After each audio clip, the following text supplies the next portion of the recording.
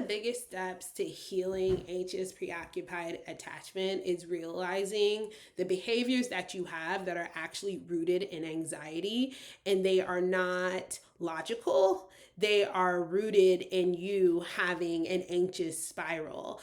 And let me explain. So, I'm someone who in the past struggled with anxious preoccupied attachment, and I moved to secure attachment through my own personal work and also going to therapy and doing a lot of methods that really helped me to show up more secure in my relationships, whether they be, my familial relationships, my romantic relationships.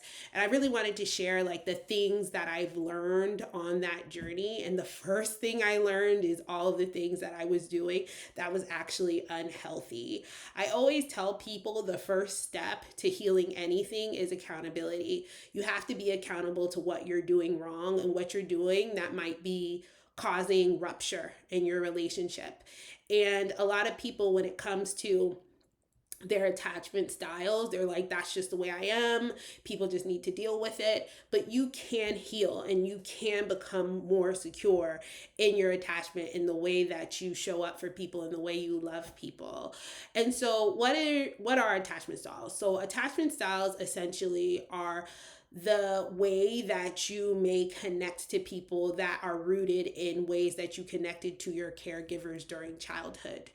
And secure is an ideal attachment style where you're able to really kind of have those secure relationships without like a strange dynamic. But there's also other types of attachment styles that people have that enable them to show up in kind of ways that can be chaotic in relationships. And so for me, I had anxious attachment, and I'm going to talk about some of the things that you may do if you have anxious attachment that could cause rupture in your relationships. Number one, you don't hear from someone, so you blow their phones up. You call them 20 times. You call them 15 times. You show up at their house. You text them incessantly. Because really, there is a fear that you have that they are abandoning you. And if you feel that fear, even if they haven't called for one night, you will blow them up. You will literally take up all their time because you are so afraid of them leaving you. That is a behavior that is rooted in anxiety. It is rooted in an anxiety of abandonment.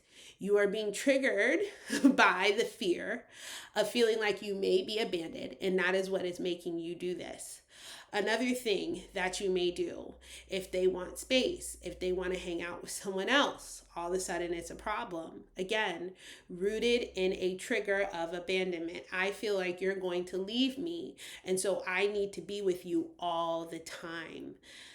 Checking on phones, looking through phones, searching through emails of your spouse to try to figure out if something's wrong, because you are triggered almost by self-sabotage.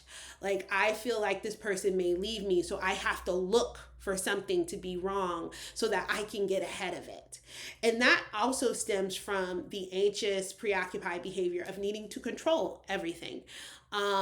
Do you have a situation where you always have to have a plan, or you have a really hard time being flexible, or you always need to know what the next step is? And the truth is, in life, sometimes you're not going to know what the next step actually is. Like, you're not going to know. And all of those behaviors are actually rooted in anxiety. They are not healthy behaviors. They could actually drive people away if they really get very, very overwhelming. And so one of the things that I am going to teach you is one rule only, that is going to help you to deal with all of your anxious, preoccupied triggers that worked for me in real life. It is one rule. That one rule is you have to learn how to love yourself. That is the only way you get over anxious, preoccupied attachment. Now, you might be thinking, well, girl, I love myself, girl. Like, I love myself. I do my self-care. That is not what I'm talking about. Can you be by yourself? Do you love yourself so much that you would prefer your own company over anybody else's? I'll wait. It's a deep question to ask yourself, because when you truly love yourself, if a person doesn't call you or if a person don't show up for you, then you're like, I'm good. Because I'm not going to allow myself to be treated like that. That is true self-love. That is true self-respect. And when you really love yourself, you don't chase, you don't beg, you don't show up unannounced. You don't invite yourself over, because those are behaviors of a woman or a person who doesn't truly love themselves, who doesn't truly understand what their value is. When you truly understand your value, you don't feel like you have to throw it at somebody else. You know what it is, and you hold it in your hand, and you're like, you know what? If you don't want it, I'll keep it for myself. That's fine. And you see, that's how secure shows up.